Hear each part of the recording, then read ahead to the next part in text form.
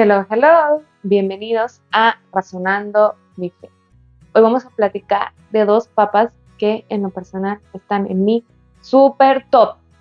Si te da flojera leer, no hay pretexto, los dos tienen películas y las dos películas muy buenas, así que ya puedes conocer más de su vida, de lo que hicieron. Estoy hablando de Juan XXIII y Pablo VI. Chulada de papas y lo que hicieron por nuestra iglesia.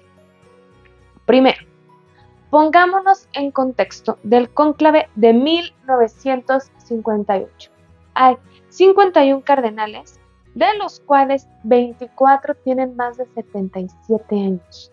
Estás hablando que la mitad de los cardenales, en palabras de mi hermano, ya estaban entre 80 y la muerte. Lo cual es lógico, porque pues de aquí a que llegas a cardenal, pues ya tuviste que haber tenido una larga trayectoria, pero al mismo tiempo estás hablando que vas a tener papados sumamente cortos, porque quienes eligen, pues no duran tanto, se oye muy feo, pero es la verdad, y no alcanza como a tener un impacto profundo en la iglesia, porque cuando apenas quiere hacer cosas, pues ya, el que sí. Esta es la situación. ¿Quién va a salir electo? El patriarca de Venecia, Monseñor Roncalli. Chulada, lo insisto. ¿Qué tenía Monseñor Roncalli, el patriarca de Venecia, que lo hacía único? Entonces, primero, antes de ser nombrado patriarca de Venecia, lo mandaron un buen tiempo a Turquía. Turquía es una minoría cristiana, es una mayoría musulmana. Y no solo eso, los poquitos cristianos que hay son ortodoxos, porque recordemos que el ahora Estambul era Constantinopla, el patriarca de Constantinopla, la sede de la iglesia ortodoxa, y después de ahí se va a ir a Francia. Esto le va a dar al Papa una visión, después Papa, una visión muy de mundo. No se va a limitar a las realidades italianas, aunque él fuera italiano. Y sumamente importante, lo va a hacer muy ecuménico. Recordemos que hasta este momento ortodoxos y católicos siguen de pleito casado, no se habla, están excomulgados unos a otros, estamos de pleito. Y el obispo Roncalli dice, a ver, con la calma, seamos compas, son bien buenas gentes, los queremos, se ayudaban, de hecho pidió recursos a la iglesia católica por las iglesias ortodoxas que estaban en necesidad. Y los ortodoxos dicen, no manches, los católicos son bien chidos, cuando menos hay los de Turquía, y se hacen súper amigos. El hecho de que se vaya a Francia también le hace tener una visión más allá de lo que solo es Italia. Esto va a ser muy importante en su pontificado. Sale electo él de 77 años, se le consideraba un papa pues de transición, por lo mismo de su avanzada edad. Pero no contaban con su astucia. Desde el momento 1 se notó que este papa venía a dejar huella. ¿Por qué? Por su nombre. Decidió llamarse Juan XXIII. Pues, ¿qué tiene, no? Pues seguramente el último Juan había sido 22. Pues no. ¿Quieres chisme? Yo sé que sí, entonces aquí te lo voy a contar. Estamos hablando de 1300. Date cuenta, 600 años antes. Para ser exactos, 1309. La situación en Italia estaba sumamente pesada. Las familias poderosas de Italia la traían contra los papas. Entonces los papas estaban así como que a la defensiva, de puros ataques, etc. Y como en ese entonces el papa Clemente V era francés, dice, pues me voy a Francia, nada más un ratito a que se calmen las aguas en Roma. Pero pues ese ratito se volvió un lapso de 70 años y dentro del colegio de cardenales había una mayoría fuertemente francesa, entonces escogían papas franceses que no se querían regresar a los pleitos a Roma, se querían quedar en Francia. Y, llegó un punto en que la misma iglesia dice, a ver, dude, la sede de Pedro es Roma, el Papa tiene que estar en Roma. Y hay presión, Santa Catalina de Siena, si has escuchado hablar de esta gran santa, va a ser protagonista en esta presión, regrésense a Roma. Y queda electo en 1378 Urbano VI. Y él se regresa a Roma. Pero los papas franceses dicen, no, este cónclave fue Chucky. Y nombran a un nuevo papa francés que se queda en Aviñón, en Francia. Entonces, en este momento hay dos papas, uno legítimo, otro ilegítimo. Ambos van a morir, ambos van a tener sucesores, y estos sucesores dicen, a ver, vamos quitándonos de pleito, tú renuncias, yo renuncio, armamos un nuevo conclave y la vida sigue. Ah, ok, perfecto, hace sentido. Pues los dos se rajaron, a los dos les gustaba ser papa, entonces ninguno renuncia. Pero los demás cardenales dicen, no, el trato ya estaba. Y convocan a un nuevo cónclave donde sale electo Alejandro V, quien va a morir, y su sucesor será Juan XXIII. En el momento en que está este Juan XXIII, hay 3 papas al mismo tiempo. En 1417 se va a convocar un concilio en Constanza y va a decir, ok, los 3 se me van a volar, y se nombra un nuevo papa.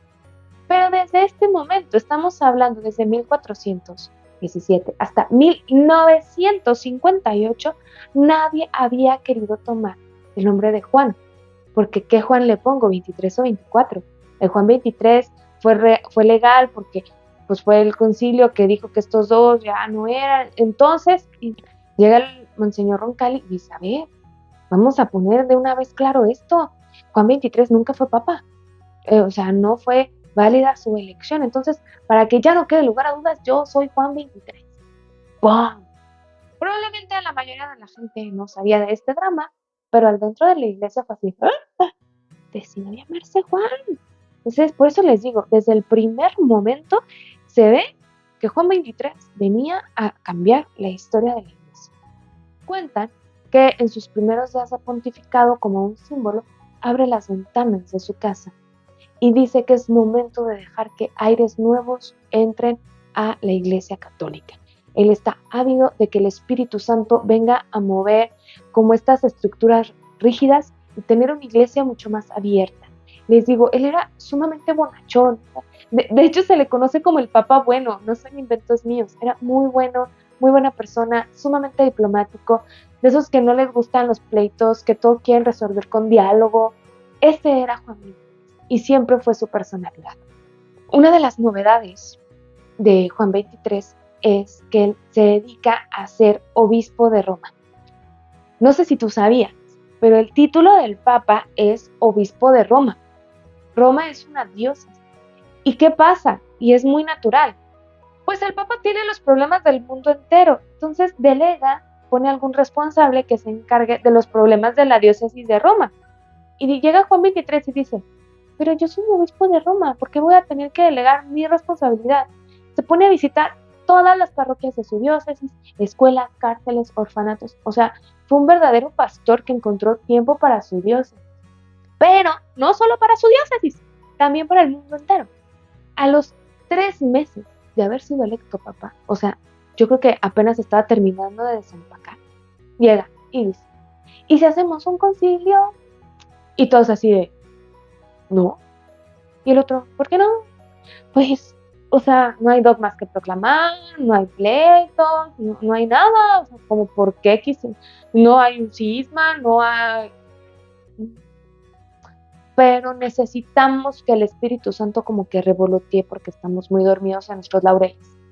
Y va a tener muchos detractores, pero al otro le va. Él sí me echa pleito, él sigue diciendo. De hecho, me da muchísima risa porque en la película se ve esta escena que les menciono. Se llama Juan XXIII, el Papa de la Paz. Que los demás obispos le dicen, no, Papa, no se puede hacer un concilio en 5 años, la logística y válgame Dios. No se puede en 5 años. Qué bueno que me dices. Hagámoslo en 2. Y todos así de, ¡toing! ¿Y quién creen que ganó? Lo hicieron en 2. Entonces, pero habría que preparar una agenda, no nada más es convocar a todos los obispos del mundo a ir cotorreando, no. Entonces, ¿el Papa qué hace? Manda una encuesta a todas las diócesis, a ver, ¿de qué quieren que hablemos?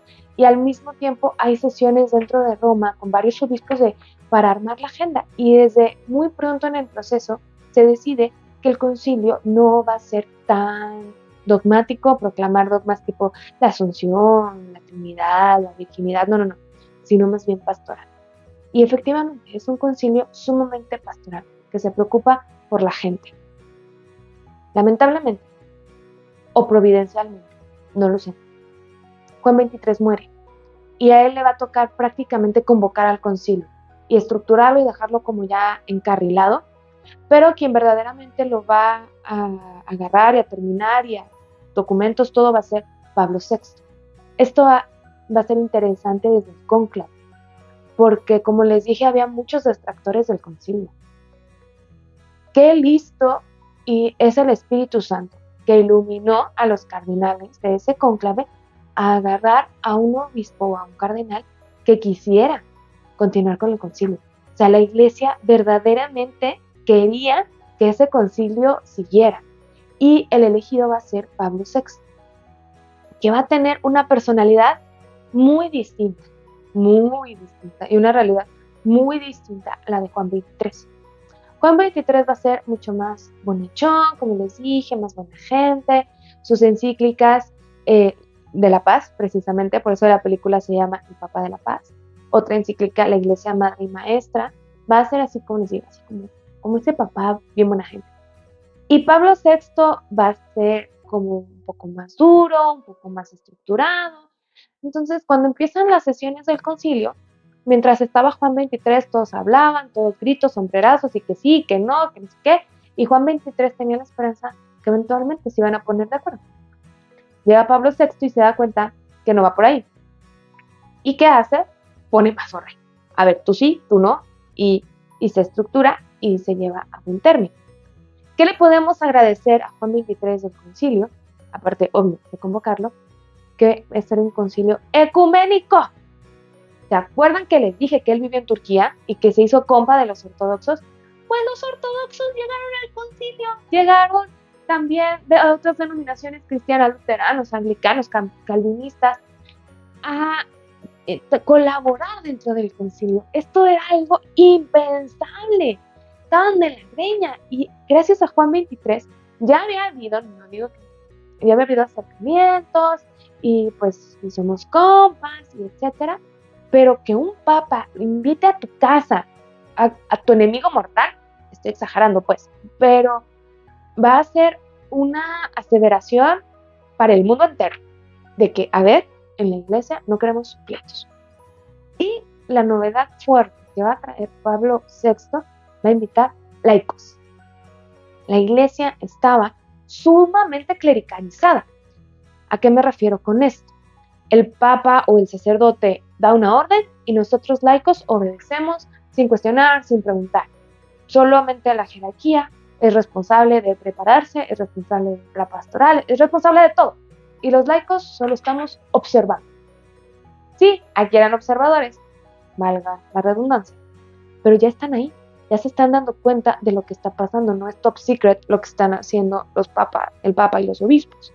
Y pueden hablar, no nada más que estén viendo, dan su opinión. Si bien no van a votar o no van a firmar, pero ya aportan.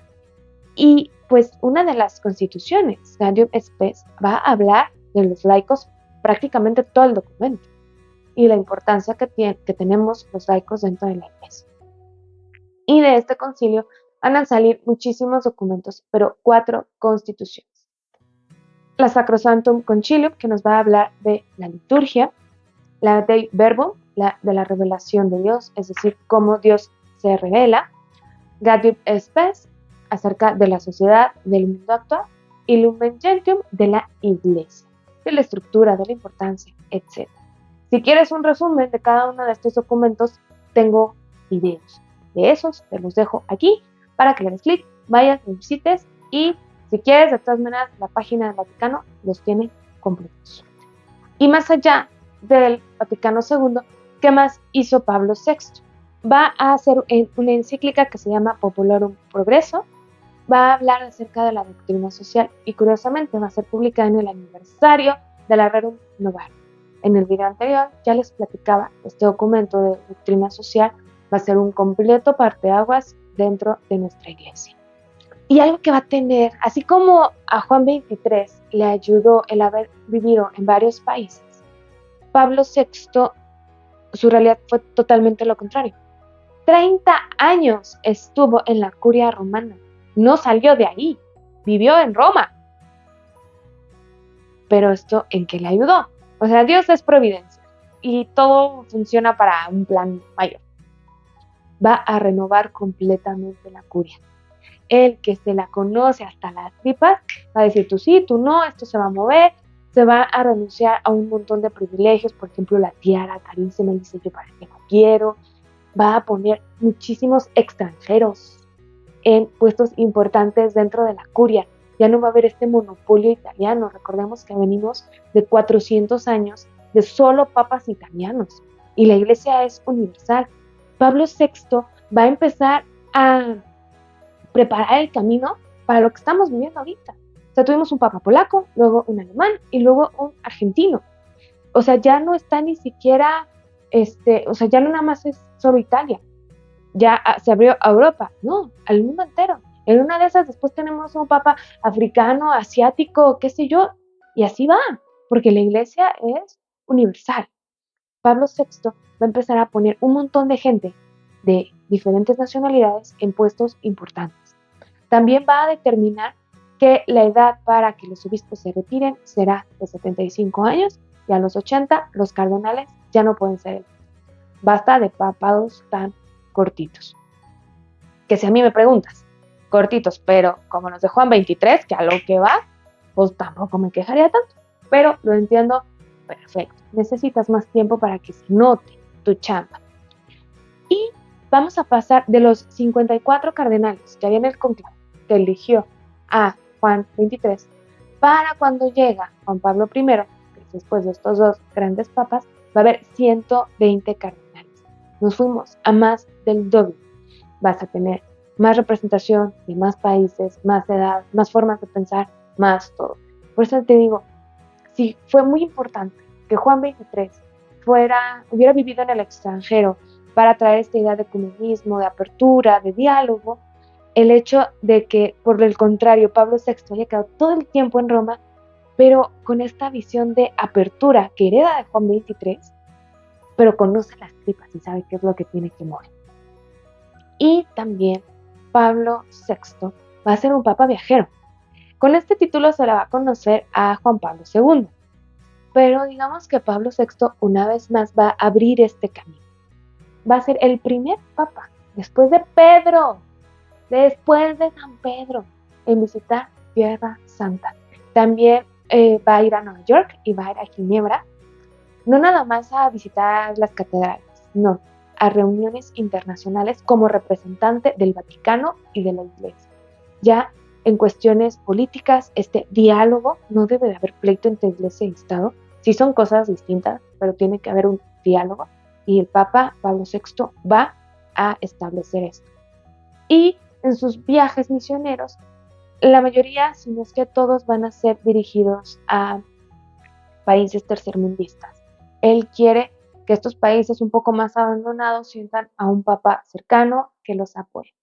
Y algo importantísimo que va a hacer él, va a venir a Latinoamérica, específicamente a Colombia. Uno de los frutos más importantes en Latinoamérica del Vaticano II será la creación del Consejo Latinoamericano y del Caribe, o CELAM. ¿Qué es esto? Todas las diócesis de Latinoamérica se juntan, todas las conferencias episcopales, la de México, la de Guatemala, la de El Salvador, Costa Rica, Argentina, Guayaguaya, se juntan en un solo consejo y cada X tiempo tienen conferencias donde platican, hacen documentos, pero a lo largo del tiempo entre conferencia y conferencia, pues se echan la mano, se apoyan, hay una estructura, etc. Y la primera conferencia será en Medellín y viene Pablo VI a Medellín a estar presente en la conferencia del episcopado latinoamericano.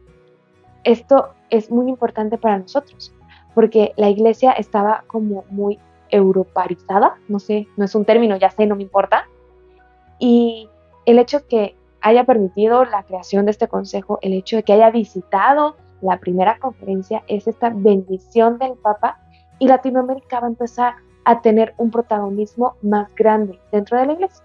Tan es así que el día de hoy nuestro papa es argentino. Aquí lo vamos a dejar. Yo quisiese hablar de estos dos papas la vida entera. Están en mi super top de todos los tiempos. Espero que te haya picado la curiosidad, que leas los documentos del Vaticano, que veas estas películas, así, película Juan 23, película Pablo VI, y te las vas a encontrar. Y las dos son buenísimas. Yo soy Liz Franco, estuviste en Razonando mi Fe. Y recuerda, razona, cree, ama y contempla.